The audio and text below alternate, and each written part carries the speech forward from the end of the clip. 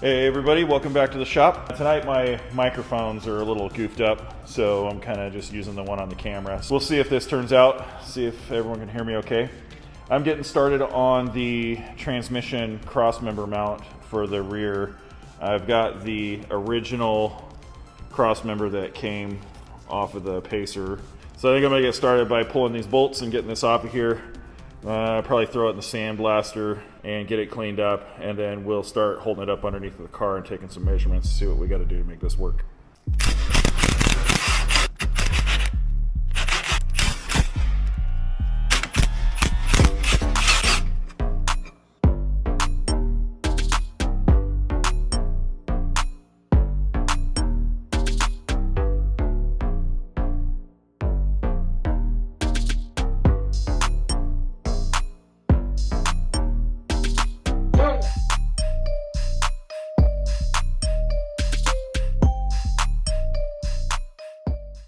It's been probably about a week since I shot the last footage on this. Some things have changed. I'm just going to try to get you up to speed where I left off. If you recall, this piece was mounted on here like this. It was actually welded on. And it's not a piece that I need. In fact, this protrusion here is actually sort of interfering with what I need to do on the transmission. So I just decided to drill out all the spot welds and get in here and knock it loose with a chisel.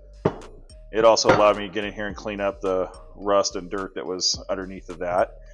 So now we got a good solid piece. Let me show you on the car where we're at. So here we are under the car, tail shaft of the transmission. Put the crossmember up here. And if you look, you can see there's this gap right here. Now I measured this gap at 1 inch. So I need some sort of rubber isolator to go in between the mount or the crossmember and the transmission, just to minimize vibration. And what I came up with are these bad boys. It's an engine mount for like a Polaris engine, or I think there's several different ATV engines that they use this type of mount on. And it's fully isolated. This bolt looks like it goes through, it doesn't. And these are I already tested it. It screws right into the transmission. I do need to shorten this one, and then probably this one once I figure out the bolts. So the plan is to get this up into the transmission, get this up, figure out the length here, and then I got a similar bolt thread pitch M12, and what I did was I lopped off the head and sharpened it up on the grinder. And what I'm going to do is actually use that. So I'm going to screw this up into the transmission, and with it pointing down, I'll mount the crossmember up in there until this is actually touching. And this is just my redneck way of coming up with this. So I'm trying to come up with an idea to mark this precisely where the hole needs to go. So that's the plan right now. We'll see how this works. I'm thinking I might be able to get up there with a pair of pliers and actually tighten it down in there to really make a mark, so that way I know exactly where I need to drill. So that's where we're at. I'll be working on this for a little bit, and I'll be back with you once we got some solutions.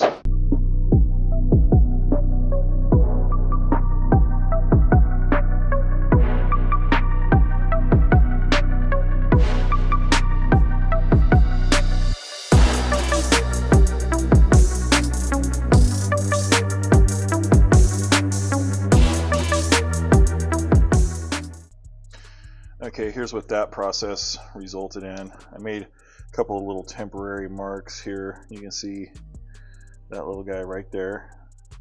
It's really close to the hole that already exists, so that should be extremely fun to drill.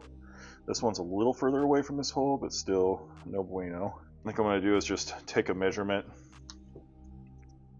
from here to here, and then just make it match over here, and then I'll be trying to figure out how I'm going to actually get these drilled.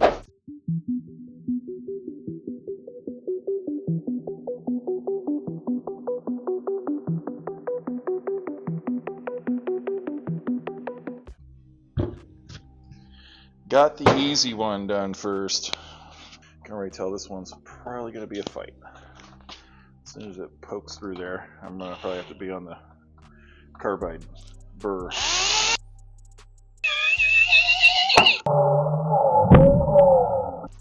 Oh, I thought it was going to do that.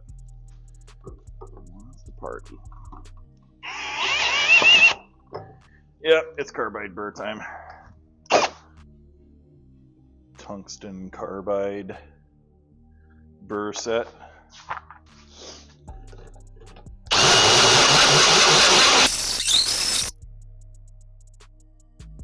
Probably really going to have to hog this one out because I don't have the accuracy that I had on this one because of the hole.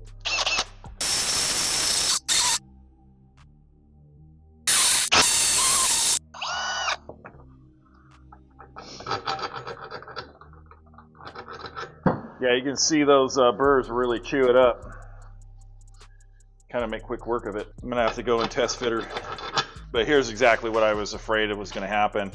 If you're looking at this ridge right here, and the base of this is going to hit that ridge. So I'm going to go and make sure that these are lined up in the correct spots, and I'm not going to have any fitment issues. And then once we get that far, we'll come back here, get a marker on these and mark this. And probably, I think the best bet on this is just to hit it with the death wheel and cut this little section out.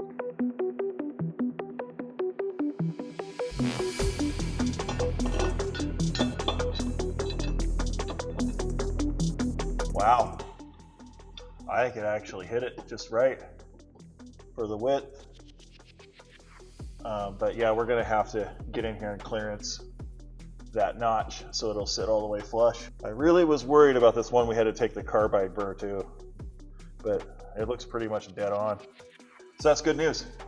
All right, back to the bench. We're back over here on the bench. I'm gonna see if I can get some kind of semblance of, well, it's not gonna be very accurate. I'm gonna set this here, try to mark it, see if I can get an idea of how much material I gotta get out of this. All right, yeah, so I'm gonna have to spend some quality time. I don't know if I'll film it or not, but getting in here with the death wheel to see if I can try and clearance out some of this material. Well, as you can see, I tried to use the drill press with a hole saw, and that went not awesome. Now I got another problem here, so I'm definitely gonna end up having to weld this, I'm sure. So, all right, time to get out the death wheel and make some sparks. Stand by. So I got a little frustrated trying to do all this and reach around the camera and whatever, so I just elected to switch off the camera and fight with it. Trust me, it was better for anyone watching because I had a few frustrating moments. Ultimately, I ended up just using a carbide burr to just sort of cut these out, and they ended up fitting pretty good.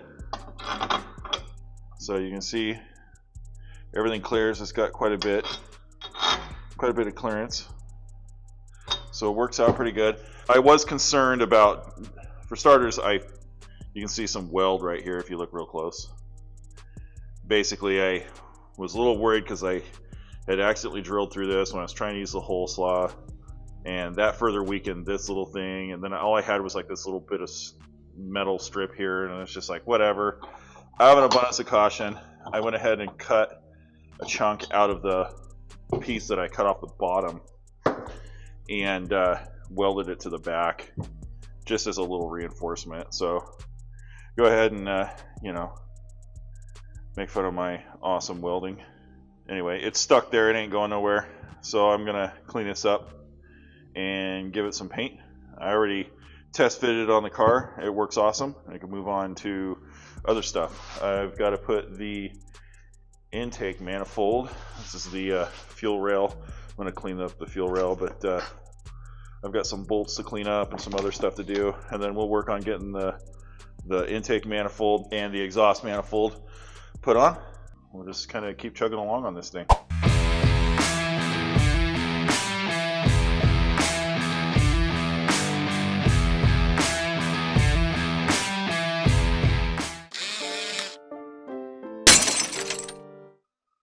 Okay, it's been a few days. Let me see if I can just catch you up to where I'm at now. I have had just a sketchy week or 2 weeks with just being busy at work and home, being tired, running around, holiday stuff. I sort of just sneak out here whenever I can to work on stuff. So here's where I'm at. Oh, there's Diesel all confused at why he's lifted up in the car. He must have snuck in there. Anyway, I'll get you out in a minute, bud. So where we left off last, Crossmember. So once I got the transmission where I wanted it, just a second, I gotta get this cat down. Come here, dude. Come here. You wanna come down? Here. Come here. I know, come on. Okay, good buddy. I know you're in there. All right.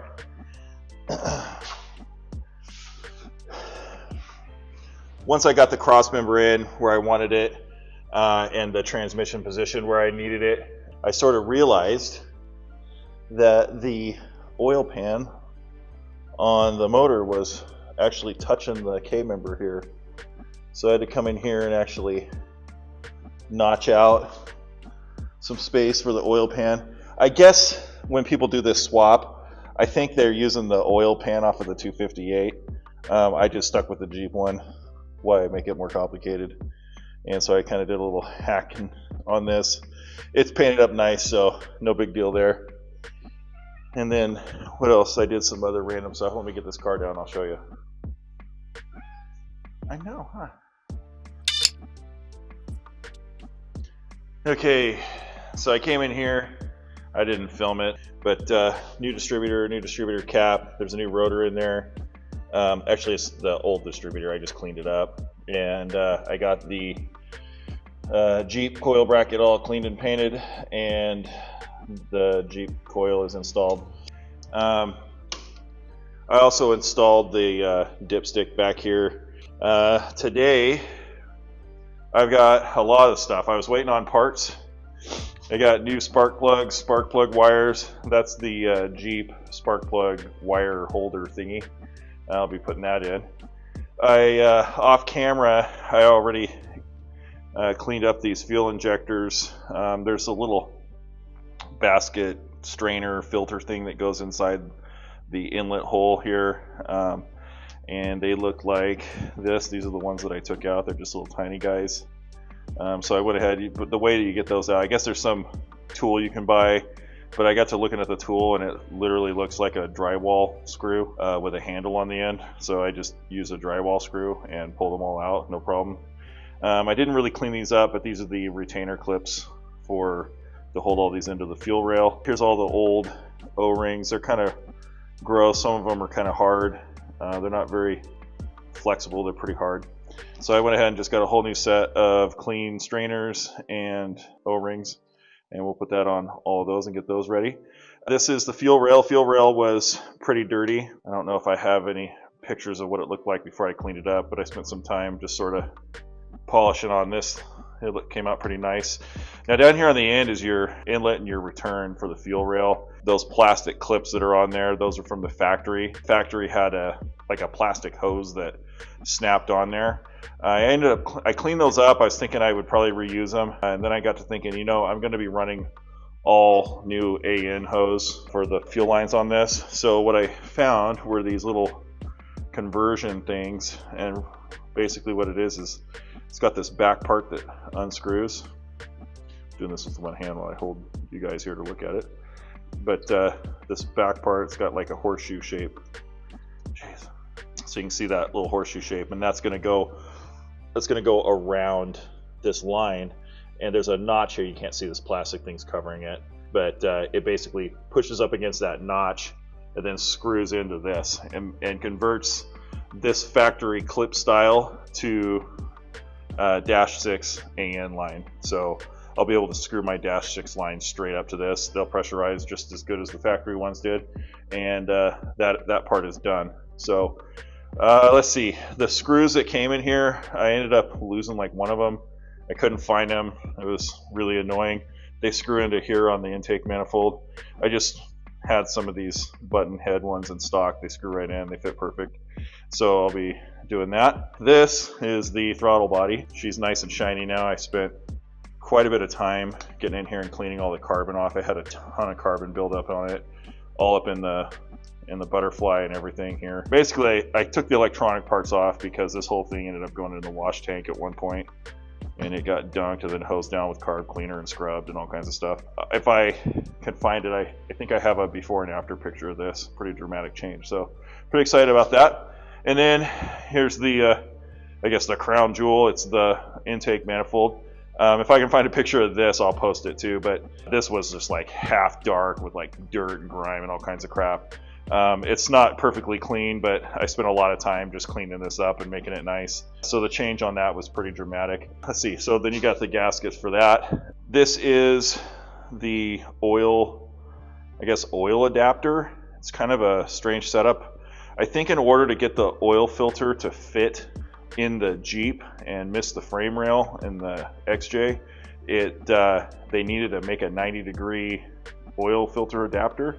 And the problem that I had was when I took it apart to clean it up, you know, it didn't look like this. I got it all scrubbed down and cleaned. This part is the part that holds it in, and it's got a hole in there so the oil can flow through.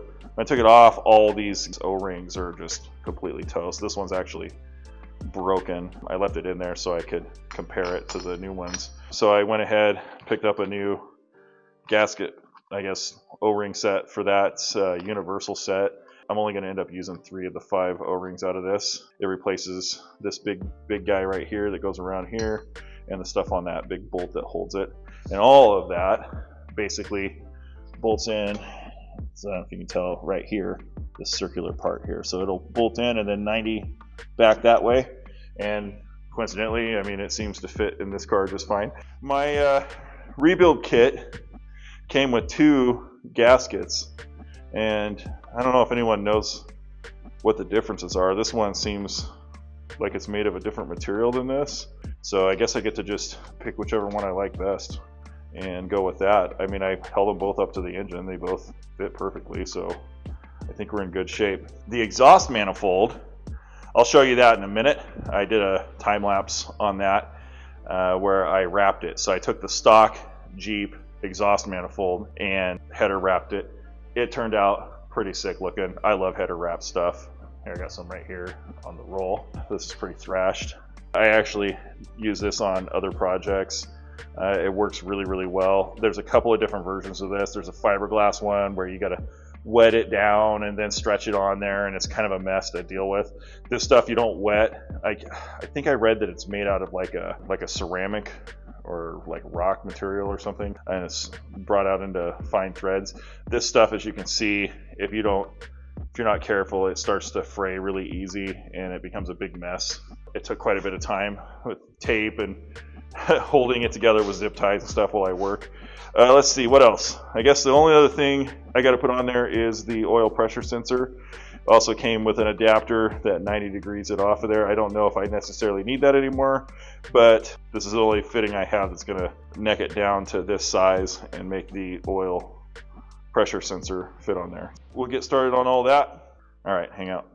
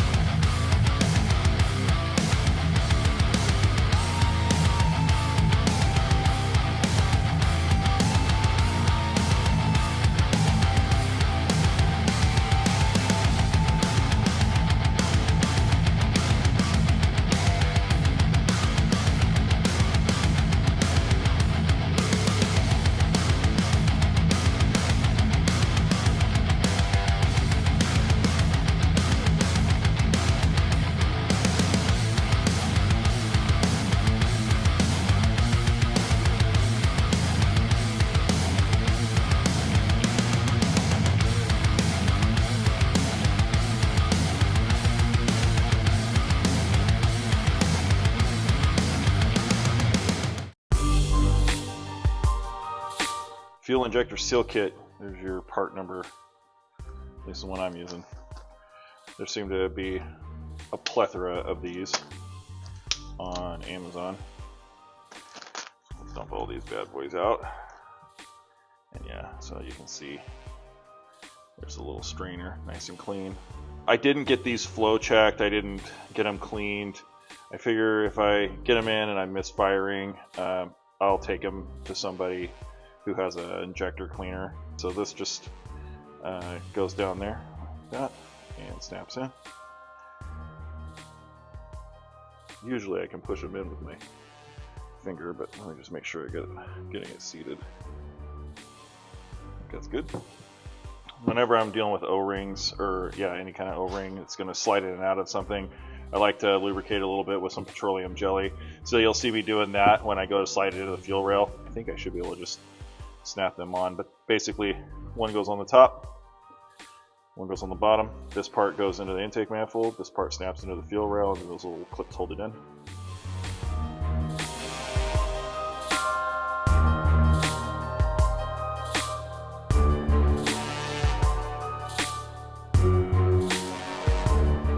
I got the fuel rail here now that we got all the injectors ready to go, and I pulled these little plastic clips off of the inlet and outlet. I was going to show you. So these fittings, these are those AN fittings I was talking about. You can see down in there, there's a couple little O-rings. I'm going to go ahead and put some petroleum jelly on here just because there's O-rings in there. I don't think I can get, but basically this is going to slide over like that. This guy, if I get the right size, this guy slides over like that, and then this goes down. Once I push it down on there, this screws in and pushes up against this notch on both sides, and actually is what pulls it in and seals it. And you can run your fuel injection system on that. Kind of cool. I think I'll do those last. I'll get all these wrestled in here first. Sometimes they're kind of a fight.